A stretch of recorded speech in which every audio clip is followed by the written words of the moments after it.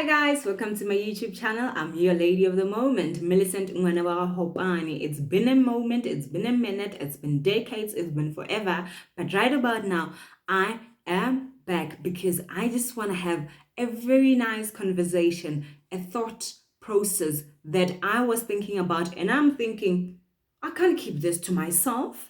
I need to give it to the viewers at home so that when they go on their holidays, they can actually have a moment to think about this. Listen, ladies and gentlemen, we went through the most from level 5 to 1.3 to 2 to whatever most level that we've been through, but we survived. And for that, I'd like to say to the new viewers at home, please don't forget to subscribe, to like, and to hit down the comments below and tell me how you feel about this very episode.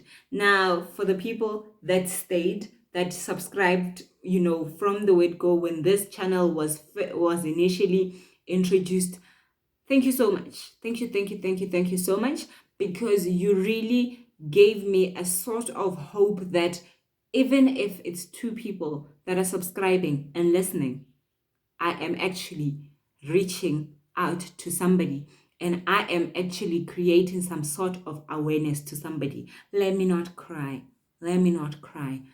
Let me just say, today, I'm just coming onto this platform to say, we have seen the levels of lockdown go from 5 to 4 to 3 to 3.1 to 2 to 2 to 1. And we've seen the unemployment rate of this very country, South Africa, move from 29.1 down to 23.3 and then up to 30.8%. Yes, it's true. We are seated at the unemployment rate of 30.8%. Now, you might have seen in the news, you might have heard from a cousin, from your mother, or you might have gotten yourself that currently unemployed.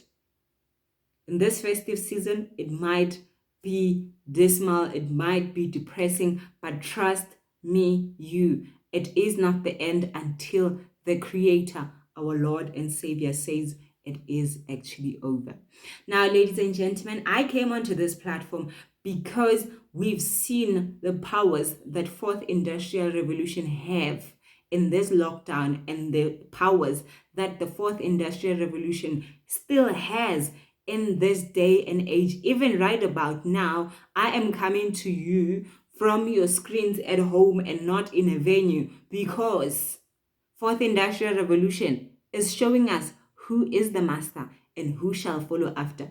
Ladies and gentlemen, we need to embrace this biggie that is coming. It's not a monster, it's a biggie that is coming because it is here to stay. And if we don't embrace it, we might wake up to a fifth industrial revolution. Now, the question that I had in my mind this entire week was that, given the fourth industrial revolution, who is the decision maker? Who's responsible to making the decisions and also making sure that everybody is impacted and is impacted nicely? And when I did some research and I was writing all the facts down, I read through everything and I'm like, it's actually the decision makers' problem. It's actually the decision maker's responsibility. It's actually the decision maker's baby. And I'm going to be discussing the 5 decision makers that I know besides the policymakers. Truth be told, I'm excluding policymakers in this equation. Why? Because even if it's now happening, people are losing their jobs, and where are they? Are they coming and say you can't because therefore? No. Companies are showing real reasons and they're saying, okay, we're given this is section 189 that we are talking about.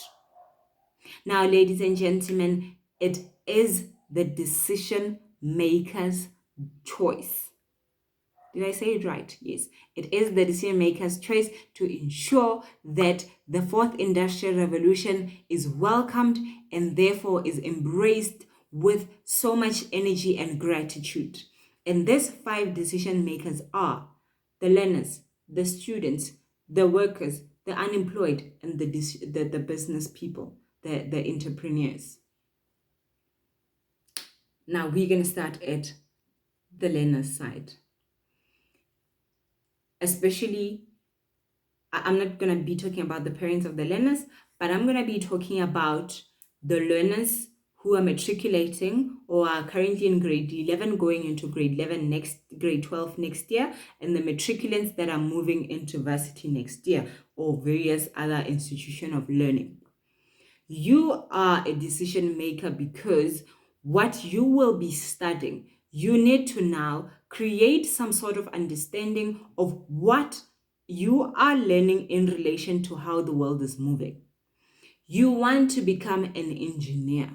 What is the future of engineering in South Africa? What is the demand of what you're doing today in South Africa and in the entire globe? How are you positioning yourself different in this career come the day when you graduate in 4 to 5 years in 3 years time, when you are graduating, when you are receiving that email that says congratulations, you have met the requirements for BCom industrial psychology?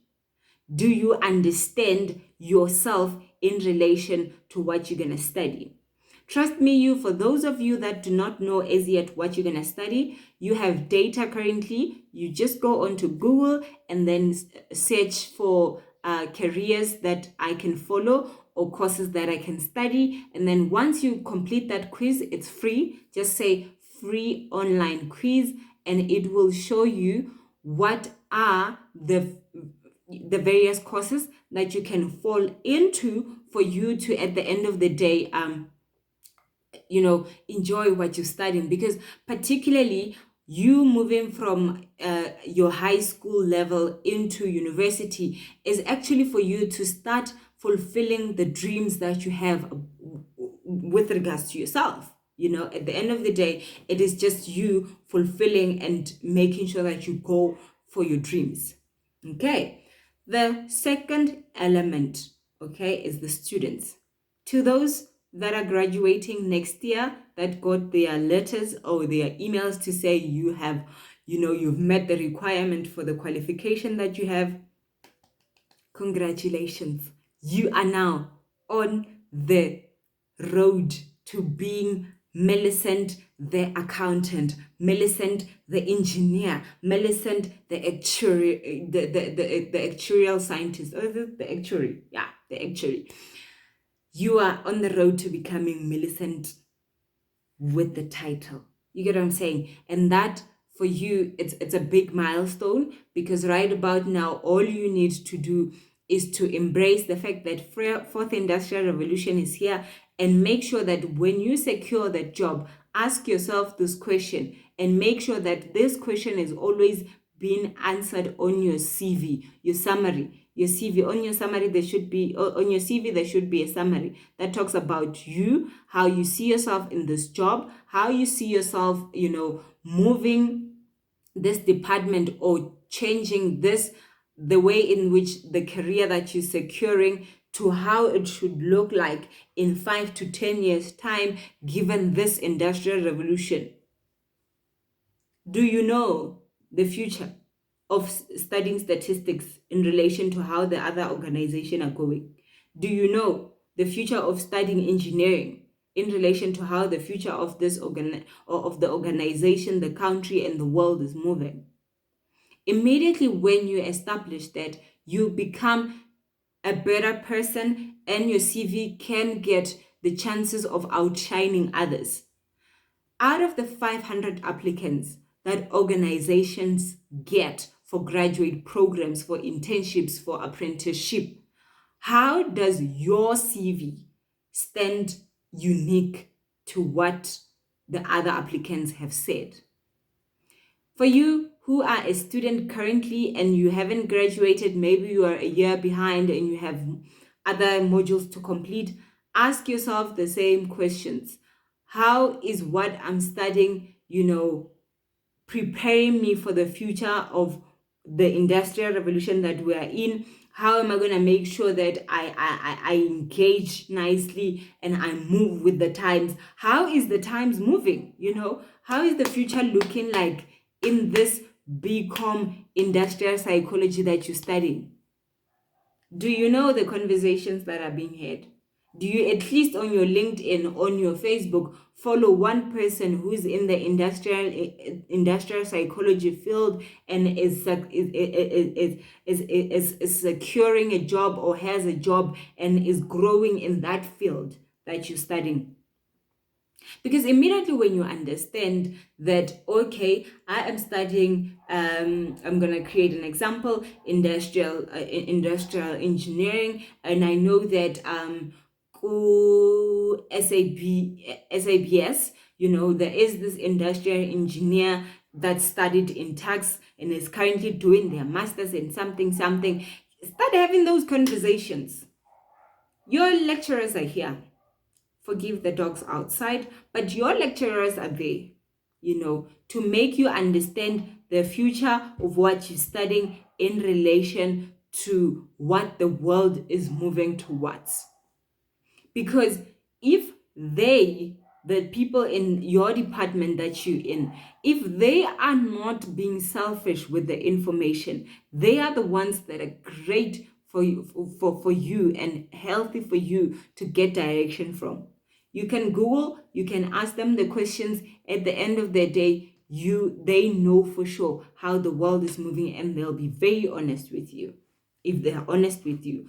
Others, if they're very honest with you, they'll tell you, okay, in this field, you need to first do your honors, and then after that, you can do this, or you can do other things, and they become your guiding tool. Also, be the independent tool and research your career in response to what the world is moving towards. The third portion, I'm going to spend some time on this one, is the people that are currently employed. The problem that I have with people that are currently employed is how comfortable we are getting slowly. We are getting very, very comfortable. We are getting comfortable with the idea that this is the job that I have. I don't need to do anything else. Mama, Papa, vuka. I'm going to create an example with the static world, and you're going to ask yourself the same question. The people in the static environment, when lockdown started, they suffered more. I'll tell you why. A specific retail store, and I'm going to refer to it as ABC stores, so that, okay, it's lockdown level 5. These people are not going to get comfortable with coming to the shops.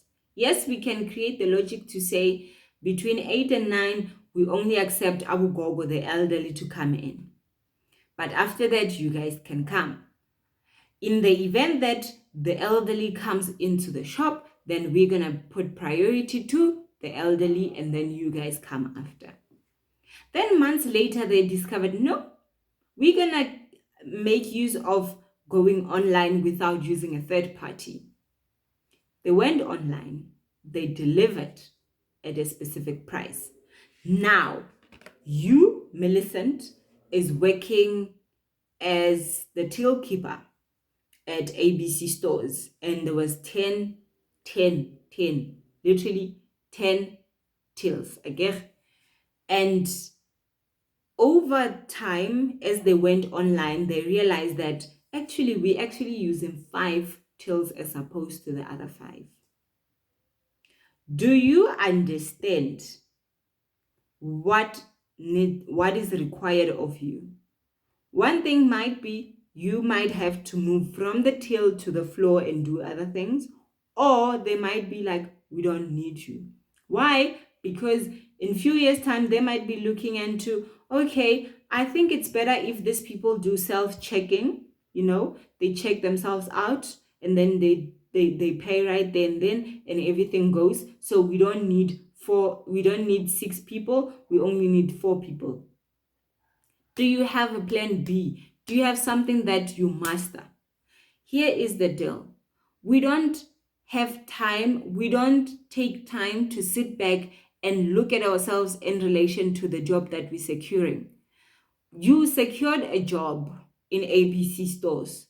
What is the brand Millicent in relation to AB stores and any other opportunities that might be coming?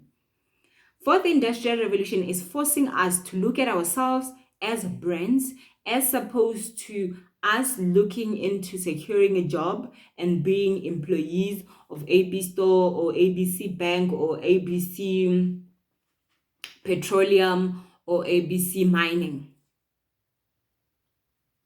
As an engineer, how is the world moving and how is your skill still relevant? As a, as an admin lady or a clerk or a receptionist, this company as a receptionist is looking into working from home and coming into the office once a week. Then that means that I might have to be right there once a week as opposed to in that building 5 times a week. Do you understand the impact? Do you have any other plans? Do you have any other skills that you are currently sourcing or housing in you that will help you to become the brand at the end of the day and not be somebody that will be vulnerable of jobs if they were to serve you with Section 189 today? The fourth group of people is the unemployed. I normally approach the conversation of unemployed as sensitive as it can get. Right about now it's December season, and I'm not gonna be hard on you guys because right about now your biggest concern is ensuring that you have the next meal, the kids are okay, the kids are comfortable, you're also comfortable, your family is also comfortable. But at the end of the day, please, when you have that 5 seconds or 5 minutes of your time just before bedtime, after you've read maybe the Bible, or if you listen to your favorite music, or you've stayed with the family, when all is silent, ask yourself the question of, besides what I did in my job, what else can I do? What else can I learn? Maybe you can learn via the online free courses. Because currently, with the people that are unemployed, I always say that we need to find mechanisms in which we can safely secure jobs without looking like, without using too much money. Okay. With the employers, I am glad that you guys went onto the social platforms and you've secured jobs from there. All I really want from you is to understand the customer experience and understand your customers and understand the trends of your customers. When do they want something? When do they need sales? When do they see it fit for them to talk to you? And use that opportunity and learn about the information that your customers give you. If they come at the end of the month, understand what they're looking for at the end of the month. Stock more on what they're looking for at the end of the month, and that will help you be established. From me to you, it's a Merry Christmas and a Happy New Year. Bye.